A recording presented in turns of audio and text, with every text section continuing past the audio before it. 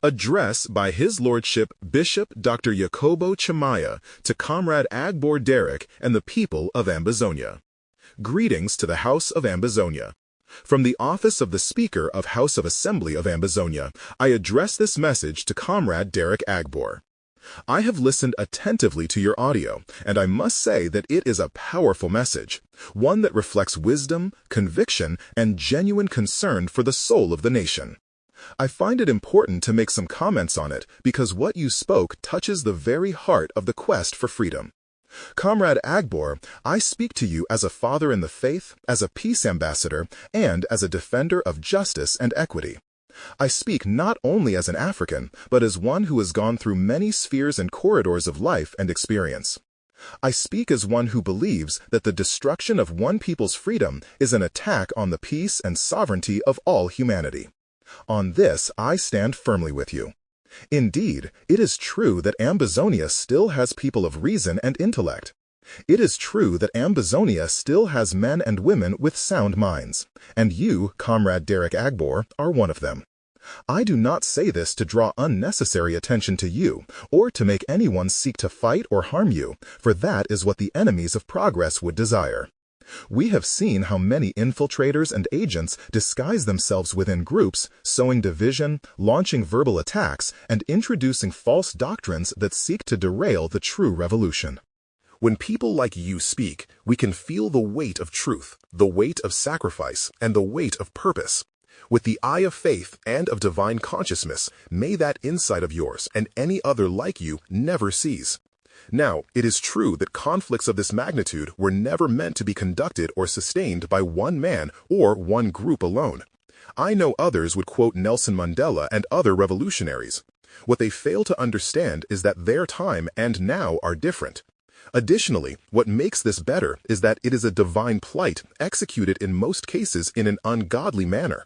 Leadership in such divine struggles is not about seniority or longevity, but about divine assignment. Some have been in the movement for many years and believe that their experience automatically grants them the compass to lead, but that is not always the case. God, in His wisdom, raises people at appointed times to carry out specific tasks. Leadership, therefore, must always align with divine timing and purpose, not with human convictions or historical precedent. In fact, Ambazonian leaders need to understand that true leadership is built upon counsel. Great leaders are not those who think they know everything, but those who listen. Those, though they had sacrificed all, remain humble and heed to wise counsel. I have said time and again that Ambazonian leaders need wise advisors, men and women who can guide with discernment and foresight. I wonder why voices like yours, Comrade Agbor, have not been integrated into the advisory circles of leadership. Perhaps advice is being ignored, and if that is the case, then it explains much of the stagnation and confusion Ambazonia has seen until this day. You spoke rightly when you said that the system has brainwashed many Ambazonians into believing that they are Cameroonians. Indeed, if you investigate some Ambazonian groups today, you will find people posting in French, the very language of oppression, as if it were normal. These are signs of mental colonization and spiritual confusion. As much as most of us speak French and keep encouraging others to learn French as a language, it is a subconscious reprogramming tool to use it in groups. There are even agents parading through these spaces with ideas that only serve the interests of La République du Cameroun. When we ask ourselves whether such people truly understand what they are doing, we realize that many have been programmed, some even paid, to continue this cycle of manipulation. This, indeed, is a painful reality. Your reminder that Ambazonians struggle to identify the real problem is a profound one. Yes, of a truth, many have lost sight of the actual cause. They are busy fighting shadows instead of addressing the core of the bondage. It is therefore necessary for the people to return to the drawing board, to examine where the rain began to beat hard. And as they do, it should be recalled that this battle is not merely physical, but also spiritual. Behind every political manipulation lies a spiritual stronghold that sustains it. The Ambazonia people are the true people of the Creator, and as such should seek their Father. As you emphasize the historical truth that the invasion of the territory began in 1961, later reactivated and reinforced in 1972. From that moment, the land was seized. Any discussion that ignores this central fact is a manipulation. I support your line of reasoning because it aligns with truth and history, and I know majority of the people do support you. Those who try to argue otherwise are either ignorant or deceitful. We must, therefore, beware of leaders who focus only on the consequences of the oppression rather than the cause. Recently, we have seen some so-called leaders issuing motions of support to individuals like Issa Chiruma Bakari. Such actions reveal a lack of foresight. Leadership is not a try-and-error game, but about purpose and accountability. True leaders have advisors, they seek counsel, and they act with humility. Those who reject advice and act out of naivety or disillusionment have disqualified themselves from leading the Ambazonian struggle. They should know that their actions will be weighed and accounted for henceforth. No matter how many years they have been involved, when their actions contradict justice and the will of the people, they lose legitimacy. Others, including some activists, propagate ideas of devolution or federation. I must echo this concern. These men, once respected, have lost their compass. A leader who lacks conviction, vision, and spiritual direction will only lead his people into destruction. Leadership is not based on personal conviction alone. It must align with reason, divine guidance, and the collective vision of the people. When convictions are not seasoned with wisdom, they become instruments of confusion. And this is why the struggle has been held hostage by the convictions of men rather than the counsel of God. That must end. In your audio, you also spoke about the opium given to our forefathers, the lies and deceptions they were made to believe. I agree with you that many of them acted in ignorance, lacking access to the knowledge we have today. Yet, ironically, those who now live in the West, those who should be wiser, have become even more dumb, manipulated, and blind.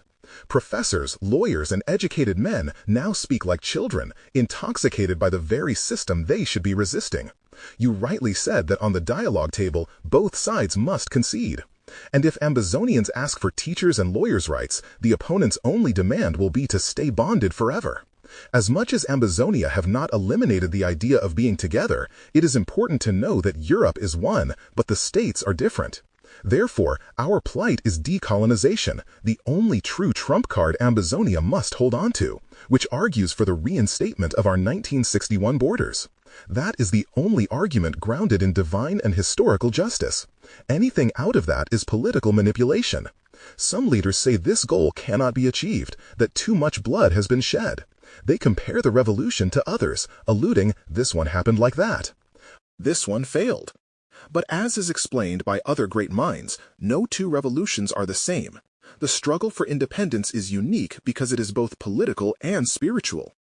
The problem with Ambazonians is not a lack of courage, but naivety, brainwashing, and a failure to follow wise direction. Recently, I heard someone say that a movement without many followers is not legitimate. Some even question the parliament with reasons that only a few wise leaders have given their consent and aligned. How naive and ignorant are these activists? Even the scriptures declare that broad is the way that leads to destruction, but narrow is the way that leads to life. Truth has never been about numbers. If this narrow path of truth will lead Ambazonia to success, then let us follow it, even if few walk in it. Therefore, Comrade Agbor, I stand with you. The core problem remains the annexation of the territory.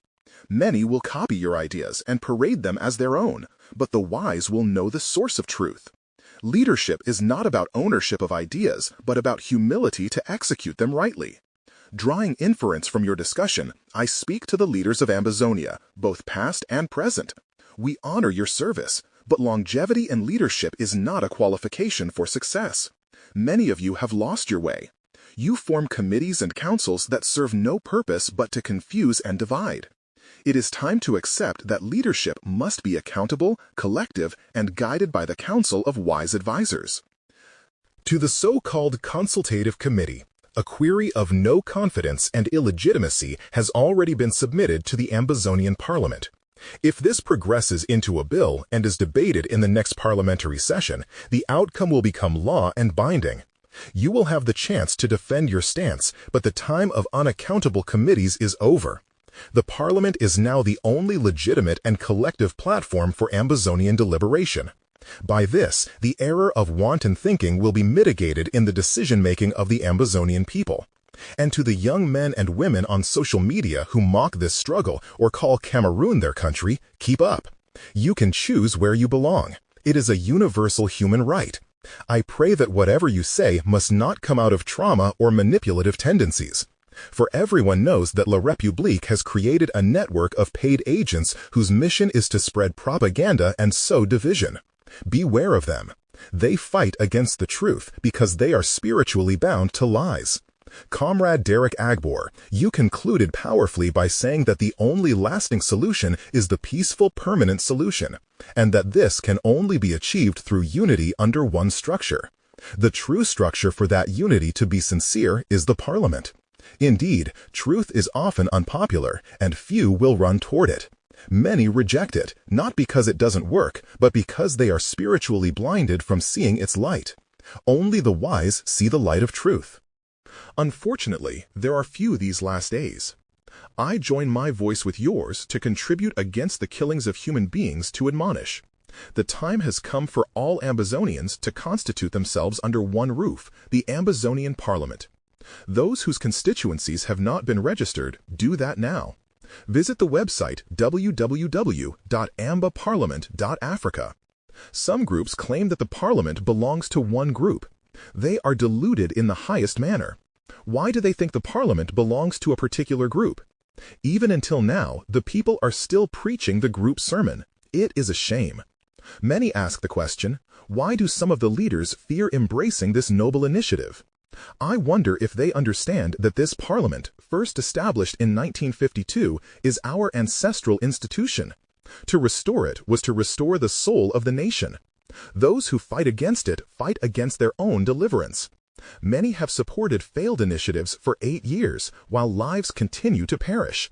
Yet they are hesitant with the parliament, the very solution ordained to bring lasting peace. If all Ambazonians can unite in this parliament and speak with one voice, then at last the nation will rise in dignity.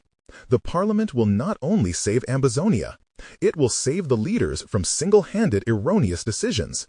To be sincere, some of the leaders truly desire peace, but are prevented by the veil of a high horse. Why should it come from you, they say? Ambazonians do not care who it came from, provided it works.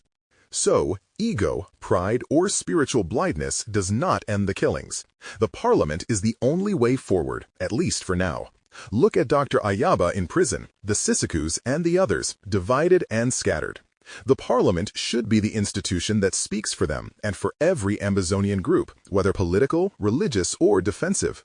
Everyone must have representation, including churches, refugees, liberation movements, and defense forces. Only then shall Ambazonia have one true voice before the world. Those who think the parliament is not important are blind. I say this with love, but with firmness. For 8 years, many have walked in circles, doing the same things and expecting different results. The time has come to take the narrow but righteous path, the path of collective wisdom and divine order through the Ambazonian Parliament. The Parliament does not need the multitude, it needs the wise. For among the multitudes are traitors and saboteurs. Only disciplined, enlightened, and patriotic Ambazonians should sit in that house to debate, decide, and legislate the future of the nation. Decisions made there will not just be political, they will be spiritual covenants binding upon the people. Therefore, I call upon all Ambazonians, at home and abroad, to awaken from slumber and listen to the voice of truth. Hear what Comrade Agbor Derick has spoken. Understand that the way forward is through unity, but this time in the Parliament of Ambazonia, a parliament not belonging to any faction, but to the people themselves. The parliament does not need the multitude, it needs the wise.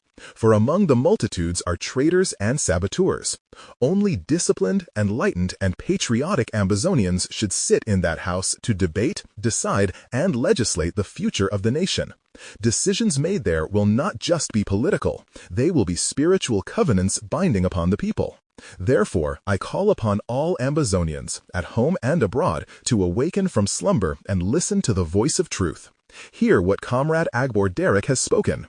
Understand that the way forward is through unity, but this time in the Parliament of Ambazonia, a parliament not belonging to any faction, but to the people themselves.